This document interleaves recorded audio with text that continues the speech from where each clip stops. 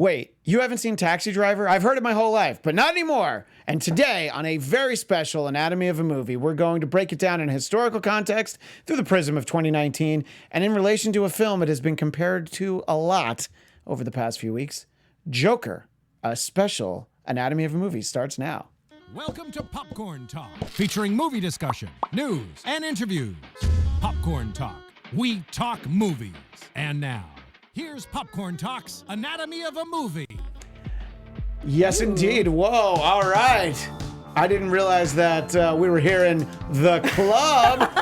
Welcome to a very special Anatomy of a Movie. I'm Christian Bladt, joined by the wonderful Alexa Cappiello. Hi, I'm here too. And we are doing this fun little twist on Anatomy of a Movie, a movie that neither of us had seen. I hadn't seen it until today, a few hours ago. I finally sat down and watched it. I finished it about 2 hours ago as well.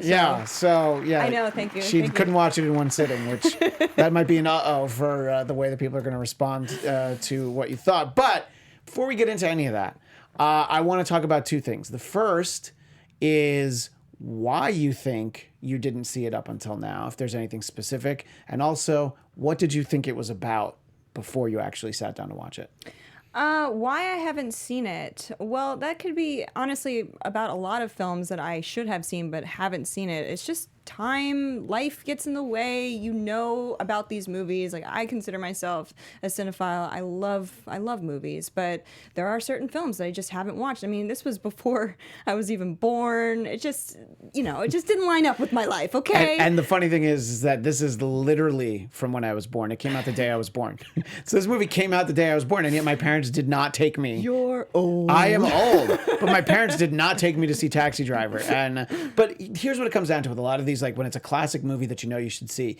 When most people have seen it, you're not going to be like, hey, do you want to hang out and watch Taxi Driver? You know, it's probably you're going to watch, I don't know, a million other movies. Pretty heavy movie to just sit down and watch. Just sit down and watch by yourself, and you have to be in the mood for it. So what did you think it was about before you actually watched it? Well, what I knew about it was Robert De Niro's, I heard it was his breaking performance back in the day. Sure. He was incredible in it, and I do love De Niro, of course. I heard Taxi Driver, and it seemed nitty gritty, and I knew that, are you talking to me? Are you talking to me? Was in the film as well. Yeah. I had no idea that it was going to be as graphically violent as it was. I didn't know that it dealt with all these themes. It's so cool what it deals with, but at the time I just thought it was almost like a Driving Miss Daisy kind of thing. Like, okay, we're just going to follow around this taxi driver, day in the life in New York City, and something crazy is going to happen. Like most people, you confused it with the Queen Latifah Jimmy Fallon movie that's just called Taxi. That is not the same movie. This is a little bit more dark. Yeah, I think my thinking was, and it's somewhat accurate, that it's clearly that De Niro's apparently great in it. And I think we've all seen that. You Talking to Me, and you've seen some other things. You've seen people show up at Halloween parties as Travis Bickle with the mohawk, things like that. And I think I just figured, like, okay, he's obviously a taxi driver, and I think he sees so much that he just has enough at some point. It's sort of like the Michael Douglas movie Falling Down in my mind. There's a breaking point. Mm-hmm. So it's not entirely wrong. It's just there's a lot more minutia to it than the general feeling that I had. I knew he was in it. I knew that Jodie Foster was in it. And I knew that Cybill Shepherd was in it. That's basically all I really knew. You kind of knew who was in it. I didn't realize that Albert Brooks was in it. So I was very happy to see him, actually. And Scorsese himself was in it too. Oh, yeah. He's like in the, I don't know, can we call it a whorehouse? No, I thought he was the guy that was in the cab with, yeah. Oh, he comes up to the cab. Yeah. Okay, yeah, I see who. Yeah, you're right. Mm-hmm. So that's sort of, what we thought about it going into it. As you're watching it, and you watched it over 2 sittings. Uh-huh. I watched it in 1 sitting. So are you showing? That's not Scorsese, is it? Yes, that's that was Scorsese. See, that's why I didn't think it was him, because it doesn't look anything like him to me. Well, so the guy who's like, my wife's cheating on me. Did you know that? Yeah, that was like his breaking point. I think it was when he just was like, all right, I'm done with the world. I hate everybody. I'm gonna go. Yeah. Well, since we're talking about that scene is indicative of just a lot of language that's thrown around. Usually racial or sexual orientation based that isn't probably as freely you still see it in movies all the time, of course, but you're so much more careful about it that when you're watching a movie from 43 years ago, you're like, oh yeah, right. You said anything, anytime to anybody. Right. And it's not like a big deal. It's not in the context of a movie from that time. When it's like, what did you just say? There's none of that. All right. So it's very non-2019 in that way. It could be related to that or something else. What are some of the things that, as you're going through watching it, things that really stood out to you about the actual the movie? Things that are happening as you're watching it. The things that stood out to me, well, there's a child prostitution in it. Something that definitely I did know that, actually. I knew that Jodie Foster played, because I knew that this was before Freaky Friday. I'm like, well, she's a very young prostitute. Yes, yeah. And apparently there was a little bit of discomfort on set. Scorsese didn't know exactly how to direct her in some of those scenes, and so she relied heavily on talking to De Niro. De Niro actually made her feel comfortable and helped her through those scenes. Yeah, when Harvey Keitel is like dancing with her, I'm just like, I don't want to be Harvey Keitel in that moment. It was very uncomfortable. I was just like, I don't want to be on set for that. I don't want to direct that. I don't want to be acting in that scene. Yeah. And Jodie Foster, of course, an amazing director in her own right, went on to be a fantastic actress, but she's so young. She's so young and so good in this. I loved her character. I was just like, oh wow, I understand. I mean, I knew Jodie Foster was awesome, but I didn't, from such a young age, she's always a talent, and you're just drawn to her when you watch her on screen, or I am at least. No, she's really amazing, and it's little nuances like the jelly sandwich with sugar. We have a picture from the breakfast they had, which is just the whole thing is so odd. Like, you want to get breakfast tomorrow?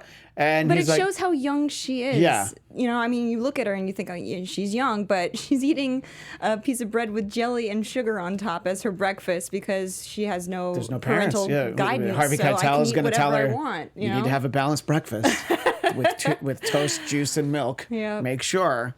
So, yeah, and I think that it's always interesting as someone who grew up in New York like myself in a very different era. So when you see New York captured specifically in the 70s and it was a cesspool. Yeah. It was horrific. He's, Travis talking to the congressman when he's in Texas, he's not wrong. No. And it's the 90s onward Manhattan that got Disney-fied and Giuliani-fied.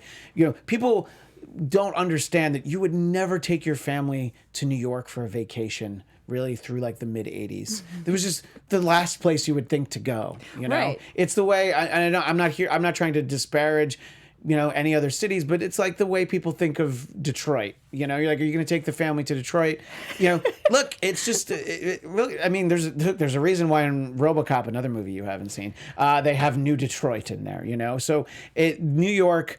In the 70s, you didn't need to do anything to dress it up to make it look bad. Well, you just had to roll the camera. Apparently, it was filmed on the New York City West Side at a time when the city was on the brink of bankruptcy. Yeah. So the whole West Side was bombed out. There were row after rows of like condemned buildings, and now it's fashionable real estate. So they've cleaned up. I mean, Giuliani has cleaned up New York exponentially since then, but.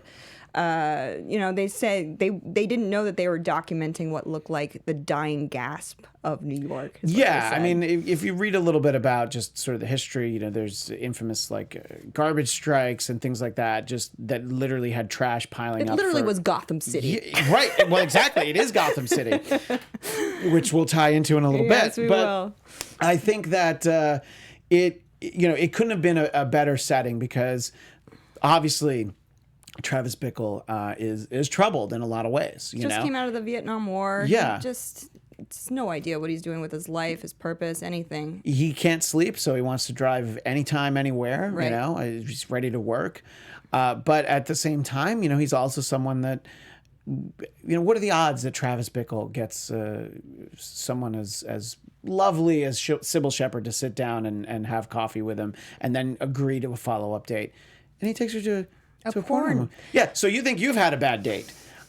You've never apparently dated Travis Bickle. But, by the way, if you're in the chat, or if you're watching the archive version and you can top it with a worst date story, please leave it because I'm fascinated to hear When that. I was watching that scene, I really thought you were about to have a worst date story the way you said it. I do. I have plenty, but in terms of that scene in particular, it was just, what was his mentality behind taking her to a porn? Well, I just think he didn't explains it. understand. He's like, well, I've seen lots of couples here. He literally, like, if you think about it, he's like, I don't know anything about politics. I don't know anything about music. I don't know anything about movies. He doesn't know anything about anything. Oh, that's right. And then she basically is like, oh, you're dumb. She criticizes him. Yeah.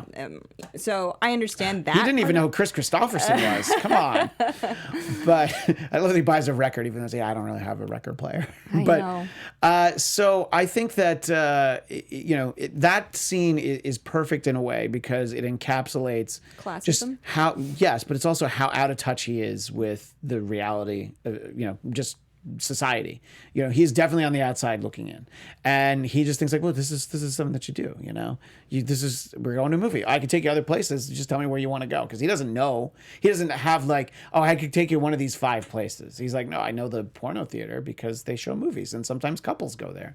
That's just the way he processes it. But at the same time, I was like, I totally get why Cybill Shepherd was like, nope, this is horrific. How dare you? Shocked she went in the first place. Honestly, yeah. But yeah, I had a little bit of trouble with that scene, just understanding why he would think that would have been okay. But I guess I could just sit back and be like, okay, well, maybe he was just that out of touch. So yeah, and I think she's perfectly cast in this movie too. Yeah. Just because as soon as you see her, you're just like, oh yeah, of course she's going to catch your eye while you're driving by slowly and stalking the building that she works in. I thought he was pretty charming. Yes, he was stalking her, but he was charming when he finally spoke to her in like a I'm nervous to talk to you kind of way, but also I'm saying the right things. I'm kind of funny. I understood why she gave him a chance. He is a walking contradiction. That's Yeah. why she wanted him to listen to the song instead of like, I bought a record for you.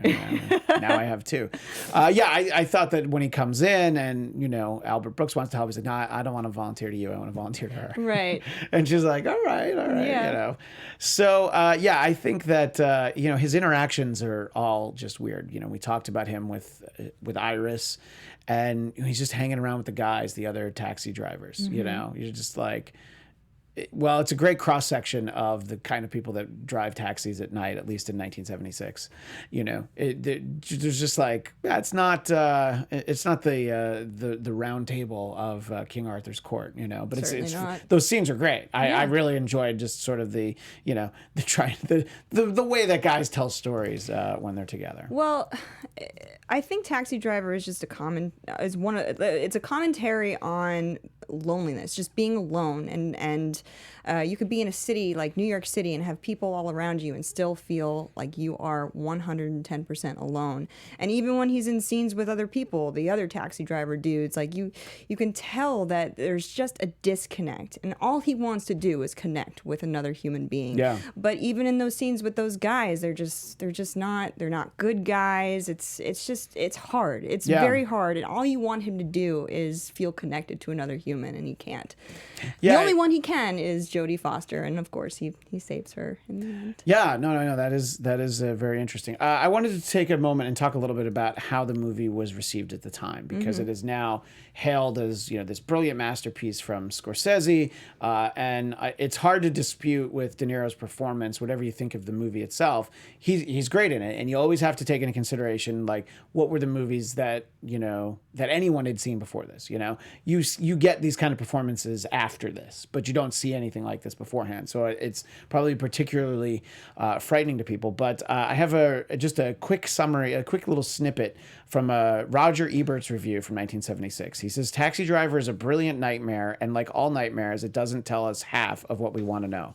We're not told where Travis comes from, what his specific problems are, whether his ugly scar came from Vietnam, because this isn't a case study, but a portrait of some days in his life. And I think that's great insight, because it's like, yeah, these are the days leading up to him, deciding that he's going to try and assassinate a presidential candidate, and so it is interesting. It's not really so much about him. It's just about where he's at, on these few days.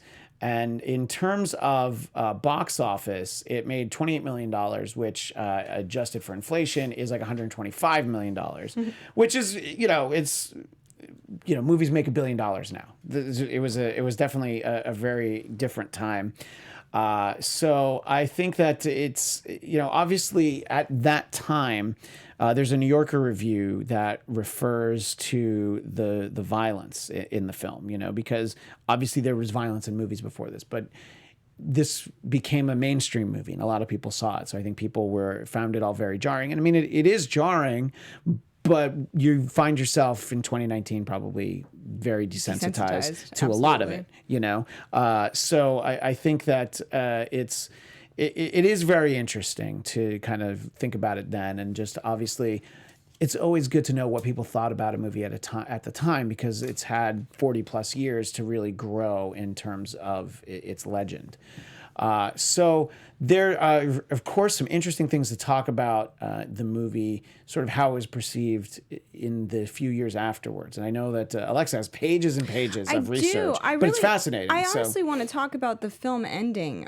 Sure, let's talk about that. There were many people were wondering, they even asked Scorsese about it, if it was supposed to be a dream sequence, because why in the hell would Cybill Shepherd be back in that car with him? Well, I was talking to you before we started that I was watching that and I was like, she's not going to invite him up. Come on. I know it's 1976. I know it's a different time, but he's the hero taxi driver, but she's not going to invite him inside. Right. And I was relieved that she didn't. So I thought potentially at the end of it all, at the end of that sequence where he goes in and he murders the pimps and all that stuff. And, the last thing you see is him bringing his finger up to his, temple and, wanting to commit suicide. But we don't know if he's alive, dead, and then it continues on, and he's obviously survived through it. I actually felt like it was ending at that point. Me too. So when you start to see you see the newspaper clippings on the wall, you see the letter from Iris's parents, and you hear it being read,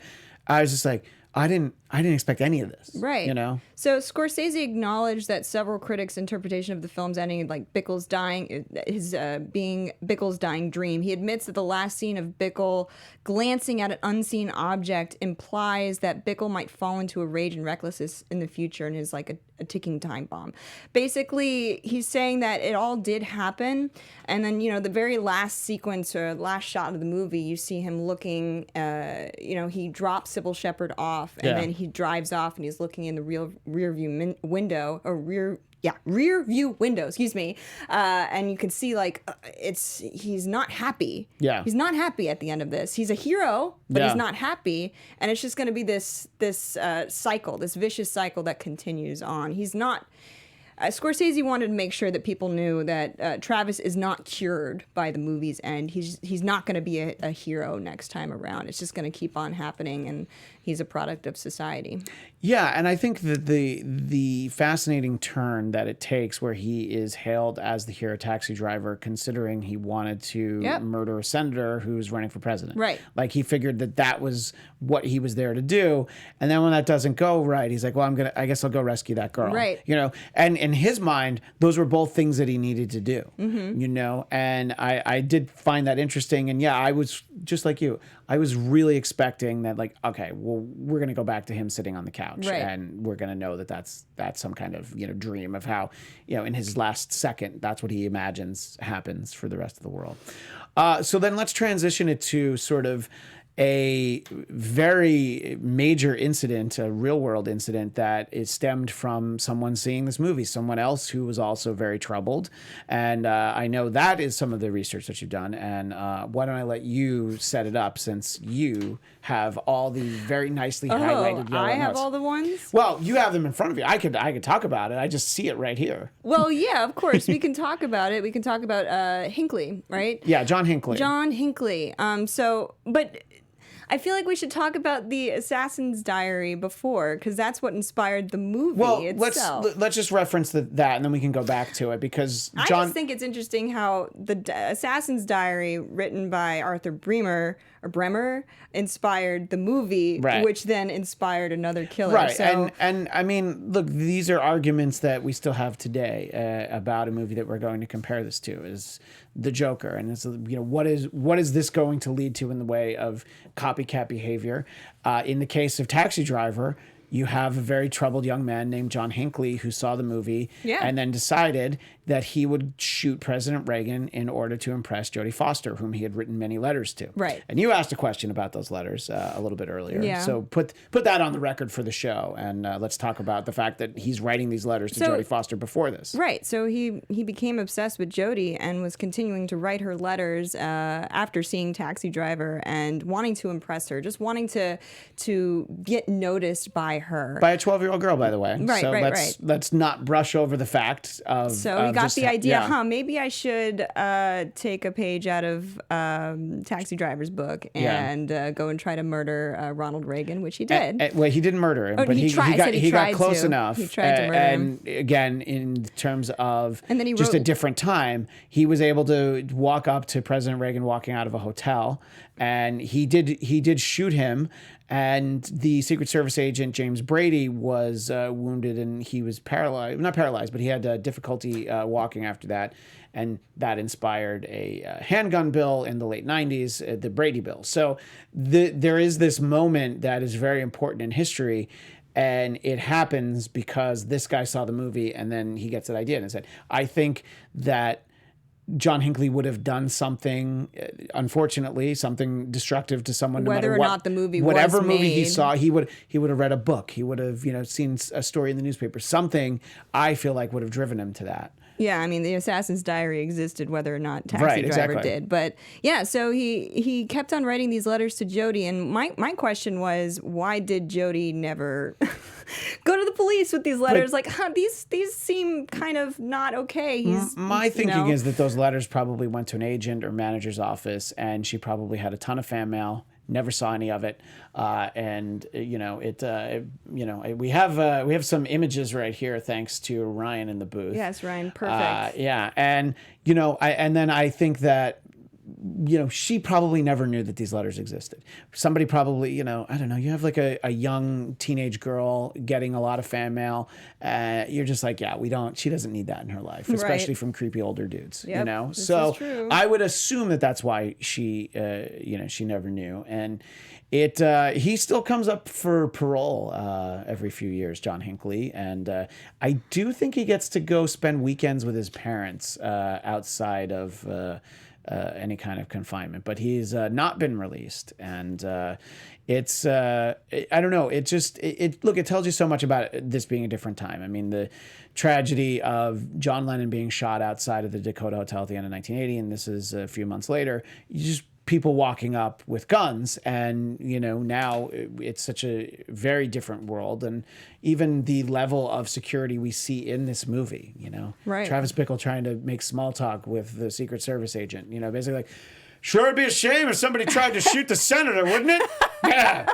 I think I could help you out with something like that. I know. Yeah. And even with his mohawk, I was like, he looks dangerous. They specifically made him look that way too. It was a callback to the Vietnam War. If a guy had a mohawk like that, he was going to destroy somebody or something. Like that was like the definitive factor if he had a mohawk like that. And so they added that in the film based on that fact from the Vietnam War.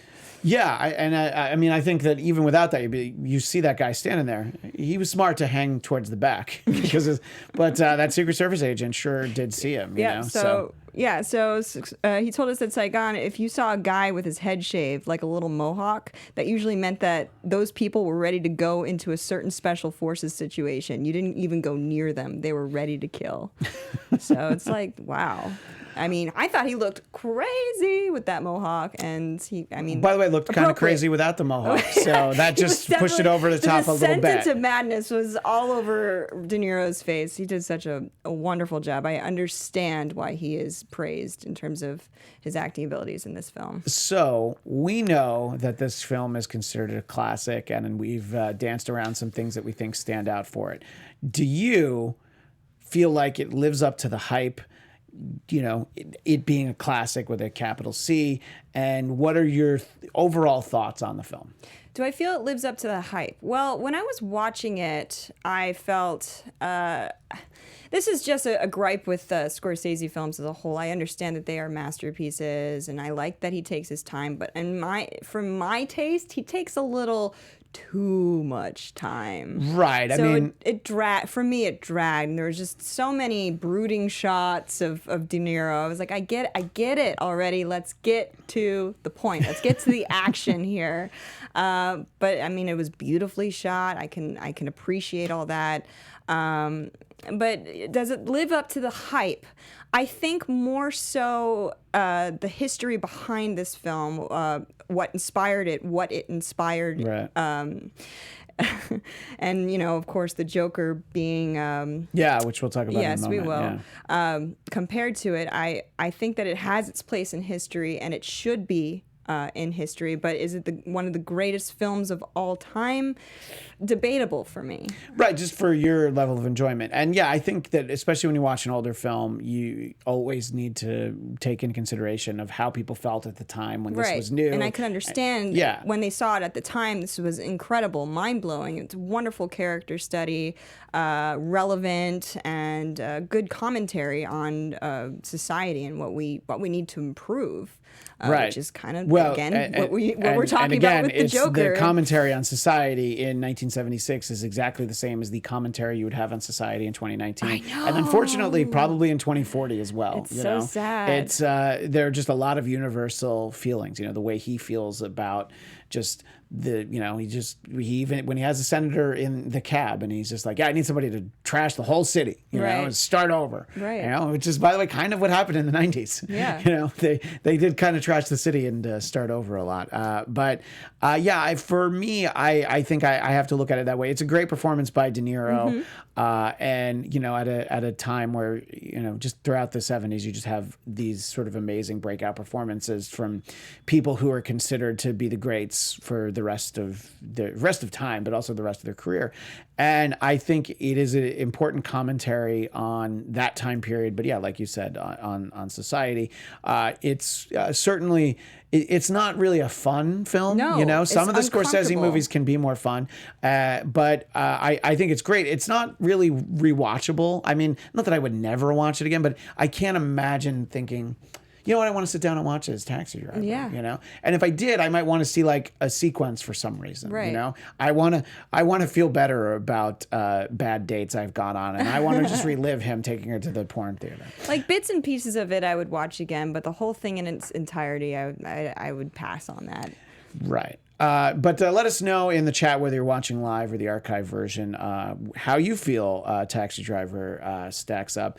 Just for a momentary comment from the booth, Ryan, you are a producer. Yes. You saw it for the first time last summer, is that correct? Yes, summer of 2018. Okay, and what did you think, and what did you know going into it? Oh, I knew this was a Scorsese movie. I knew this was a renowned classic. I knew that this movie had Robert De Niro in it, and I knew just all the things you hear about this movie. Oh, he takes her to like a porn movie, and that, you know, the "you talking to me" line. I was about to say, are you guys talking to me in the booth? But I mean, I thought this movie really lived up to my expectations of it. But what you said about the ending is didn't see it coming. No. I thought that this was going to show a mentally ill person and then just have like a bit of a destructive ending. I think the ending of this movie is so brilliant, so creative, and it just makes you kind of wonder about the film as a whole. And I love what Alexa was saying earlier about how this isn't necessarily a character study, but more of a portrait. I've actually never heard it articulated like that before, because I think it's very easy to call a film a character study. Like Joker's a character study.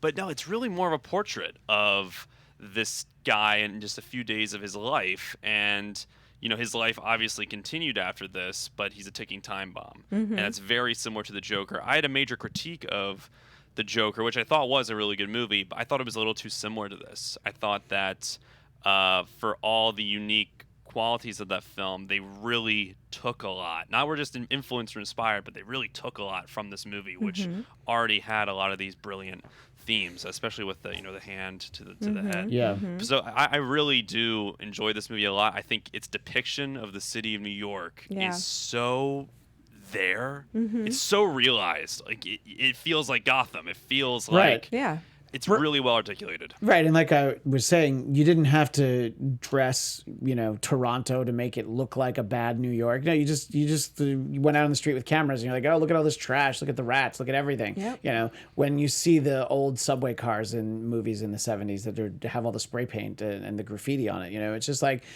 so to capture it at a very specific time, I think it did a good job. And that does really tie into the Joker because they went so far to recreate New York in the 70s, despite the fact that it's set in Gotham City. And it's such a minor detail.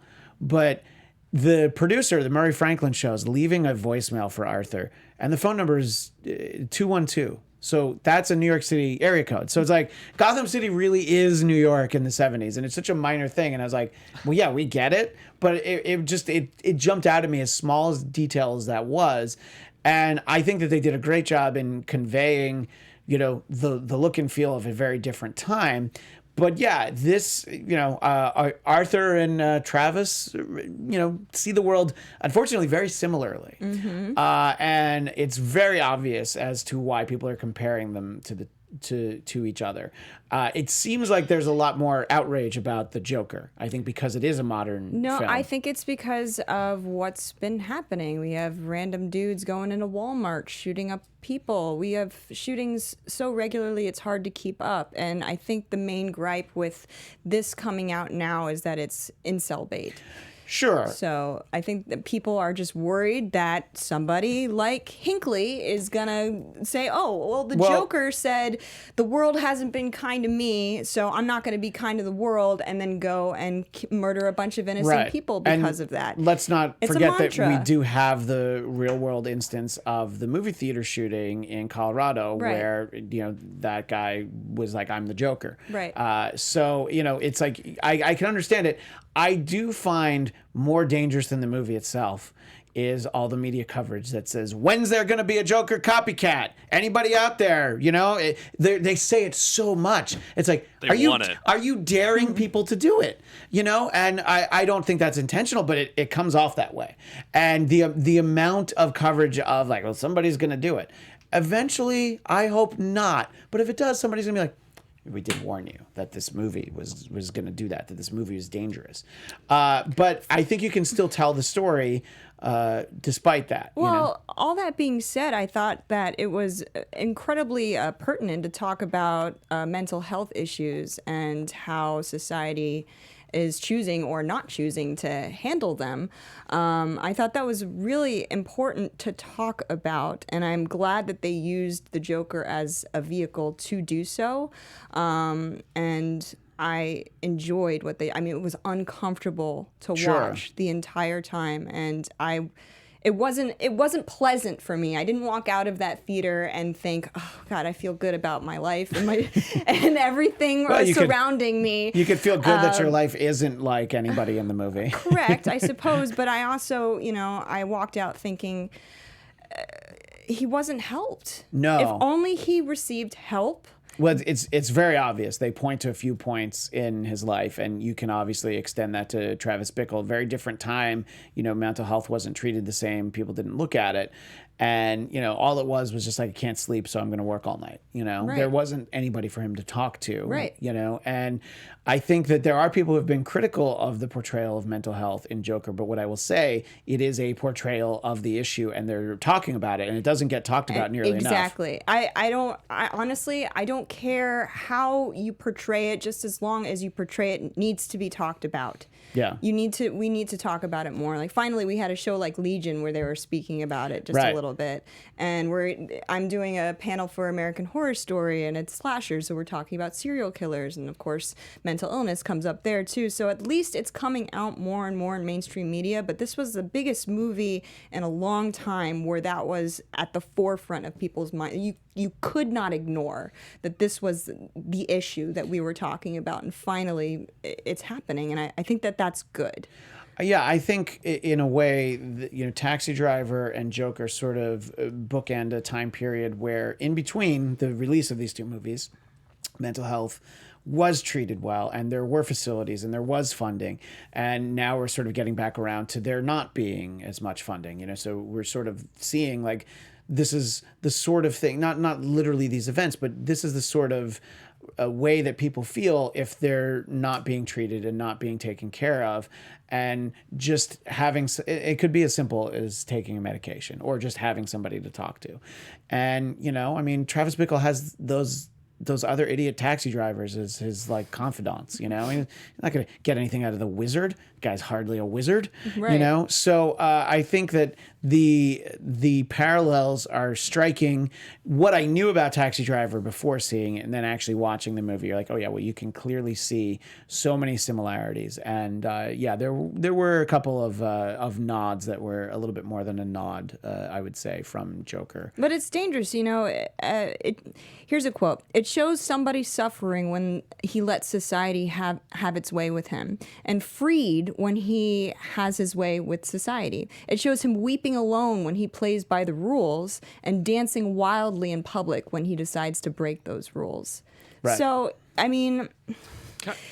Sorry. Go ahead. I don't please. Want to. Please. Sorry. No. She had just finished the point. That was a great... that's such a great quote. But what I wanted to ask y'all, if you saw Joker, I was thinking about this. I feel like Taxi Driver, it really has a point of view in that, like, this is a guy who fought, he was in Vietnam. Like, this is someone who's back, and it's sort of towing the line of, hey, did society fail him, or is it PTSD? Like, right. it's a bunch of unique ideas that are playing into this bigger conversation, whereas I feel like Joker... It's didn't just necessarily society. It's just society. Like, Yeah. it didn't necessarily have all those unique angles to kind of counterbalance. Right. It was just kind of highlighting issues as opposed to saying a lot of things about those issues, in my opinion. And maybe that was the point. Would you agree with that, or what was your take on that? Well, I think that the tie-in is that both of these characters, Travis and the Joker, Arthur Fleck, they both feel invisible. So nobody's paying attention to them. All they want, again, is human connection, and they can't find it anywhere to feel loved, to feel seen. And so that's the takeaway here, is that we... I sound like a big giant hippie, but love is very important, and connection. I know. To Ryan's point, Travis is a Vietnam veteran. It is very easy to forget that the Vietnam War was so unpopular that the veterans were not treated well at all. I mean, they would be spit at in the streets. It's not, if you think about the way people approach troops now, look, we heard, not to get too political, but the way we heard things during George W. Bush's presidency was, well, I support the troops, but not their mission. But what you would get back then was, basically F the troops, and who cared, like, I can't believe they're there killing babies. It had nothing to do with the people. That's right. That is why Ryan is a song that often gets misinterpreted and misappropriated, including by the aforementioned President Reagan, who clearly didn't read the lyrics when he wanted to use Born in the USA for campaign rallies. But yeah, that's a point. That's how forgotten they were. So yeah, with Travis, it's a commentary on something that was very much in people's mind at that point. And with Arthur, it's like, oh, these little things in his life, if his mother didn't have the relationship with the stepfather who would chain him to the radiator and all these things, if they got any kind of treatment at all, really, if just his mother had gotten the right kind of treatment, right, I think that Arthur would have at least turned out a little bit better, or in the way of like, oh, you know what, somebody should probably talk to your kid too, because right, you're a little bit messed up. Mm-hmm. So I find them both fascinating, and I think these are important stories to tell. You can tie up the fact that yes, this is an origin story for a character that is a villain, but it's still, to me, it's always interesting of like, well, how does somebody get this way? You were talking about serial killers before, and it's horrifying, but it's always just like, well, how does Ted Bundy get around Right. to, being the Ted Bundy that decides that, he's going to, kill that many people? When people aren't just murders because of a circumstance they find themselves in, and, Most of the time, it's due to upbringing Yeah. and mental health issues. Right. That's what it is. So Yeah. So I find that movies like both of these are great because they lead to a conversation. And I think that the conversations are certainly worth having. And, look, people don't have to enjoy either of these movies. I just, I find it interesting to talk to people who, as long as they've seen it, they can tell you why they didn't like it. yeah, and I want to say that it has taken me a while to see Taxi Driver, but I am glad that I watched it. It took me a while. It took me like two to 3 days to finally get through the whole thing. And it also took us talking back and forth about doing this show. They were like, "Oh yeah, I haven't seen that either. Let's do that one." I'm not looking back on that time and thinking that was a waste of time. In fact, No. I enjoyed it. I see its merit. Is it one of my favorite movies of all time? No, but I'm glad that it exists, and I'm glad that it inspires the conversation that we're having today. And that's what makes a good film. You continue to talk about it for years to come. Yeah. So and I kind of agree. My final thoughts on this are that I'm very glad that I finally got to see it. You just, now that I'll tell people like, oh, you know what I watched for the first time? I'm like, what do you mean you watched it for the first time? I know. But, look, at least we've seen it now. At least we've seen it now. So, yeah, and I think that, I think that they're both really well-made films, and they're very interesting. And it'll be interesting to see how Joker's viewed at awards time, because it is a quote-unquote comic book movie. Yeah. And it is also a derivative of a past work, namely Taxi Driver. Right. But so that'll be something to keep an eye on. Now, we're hoping to do more of these special Anatomy of a Movie shows where we talk about movies that we haven't seen yet. And the next one we would like to do, we thought we would go a little bit lighter this time. This was a pretty heavy one. Yeah, so I think that the next time we do this, whenever that might be, we would like to talk about Some Like It Hot, which neither of us have seen. And Christian is going to come fully dressed like Marilyn Monroe. I usually do. This just happens to be the one day I didn't. And Alexa will be dressed like Tony Curtis. So Yes, it'll be perfect. But that is all the time we have today. Thanks so much to everyone who was watching live. And please leave comments in the chat. We will, of course, comment after the fact. Alexa, where do people find you? You can find me on Instagram at Alexa Cappiello, Cappy. And you can find me on Twitter and Instagram at ChristianDMZ. And here on the Popcorn Talk Network, you can find me Thursdays at 1 Pacific for Marvel movie news. That is all the time we have now, but thanks so much. And as they say, we hope to see you at the movies. See you later. From producers Maria Menounos, Kevin Undergaro, and the entire Popcorn Talk Network, we would like to thank you for tuning in. For questions or comments, be sure to visit popcorntalk.com. I'm Sir Richard Wentworth, and this has been a presentation of the Popcorn Talk Network.